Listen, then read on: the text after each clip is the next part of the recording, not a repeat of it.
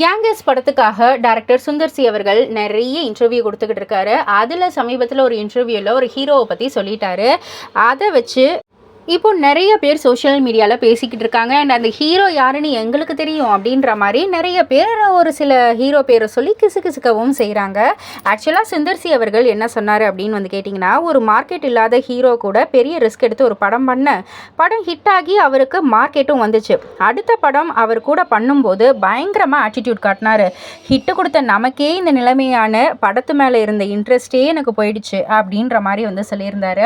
So அந்த attitude காட்டின hero யாராக இருப்பாருன்னு நம்ம நெட்டிசன்கள்லாம் சும்மா விடுவாங்களா?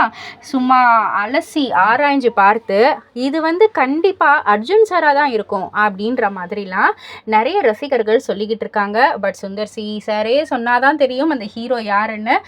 ஸோ இதை பற்றி நீங்கள் என்ன நினைக்கிறீங்க? உங்களுடைய கருத்து என்ன அப்படின்றத கீழே உள்ள கமெண்ட் பாக்ஸில் குறிப்பிட்டு சொல்லுங்கள்.